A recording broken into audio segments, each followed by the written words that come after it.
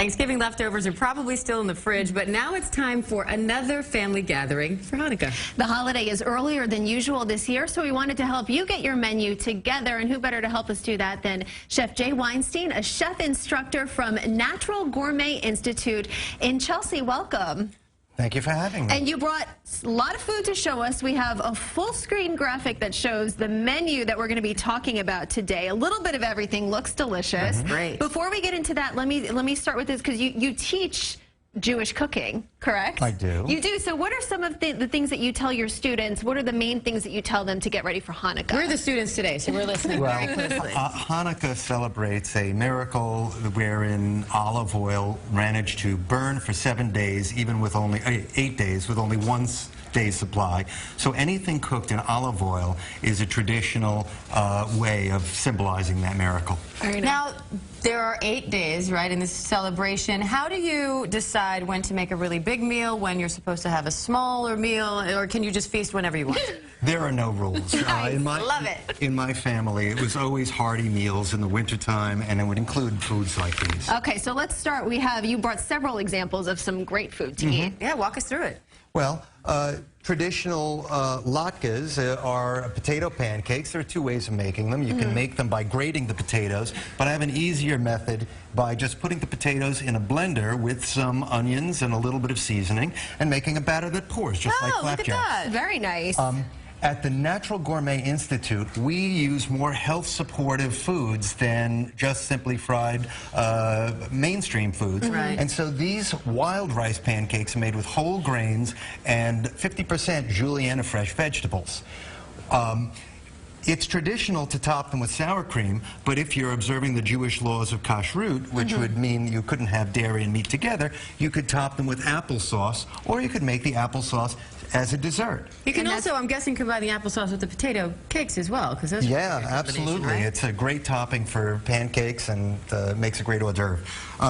That is a bread pudding, but I've made the bread pudding into muffins, so you can serve it as an individual item. Very nice. And last but not least, the main course is a Eastern European Jewish tradition of stuffed vegetables. These are stuffed cabbages cooked in a sweet and sour tomato sauce with raisins in it, just the way my Grandma Millie used to make it. And so Grandma Millie would be proud, I think. I hope so.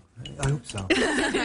So you're showing us how to do it now. So we will, I'll show you how to roll one.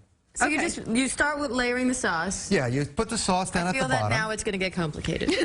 and then you just put the filling into a boiled cabbage leaf. The recipe is on the website. And what kind of ingredients can you put in the filling? I imagine there's a little flexibility there, right? My mom always made it with ground meat and rice. This is made with ground vegetables and bean curd, tofu, and rice, so that it's vegetarian, which at the Natural Gourmet Institute, while we do teach people how to cook with meat and fish, we primarily do vegetable-based foods because it's more health supportive. Okay, really nice. And so go ahead, sorry. So, the only key here is to lock in the filling by folding in the sides, and that way you get a nice tight roll, and then you would roll them from the wide end to the narrow end so that the very thin end is at the bottom, and then line them up like little sardines in a can and bake them, and that's the dish. And that's how long do you cook the cabbage before you start that process? I boil the whole head of cabbage. I cut the core loose, and then I boil the whole head of cabbage until the outer leaves are soft,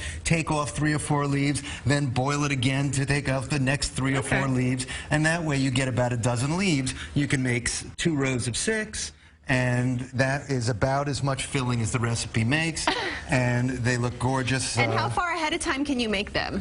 What's great about this recipe is you can make this 2-3 days in advance, and then you just you can fully cook it. Diane's going around to try. Yeah. I gotta get one too. And you know, the way that we would garnish the latkes would be that you would take a little bit of sour cream and put that right onto each individual piece, and then so I should try this too? Yeah, we're gonna try it. Yeah.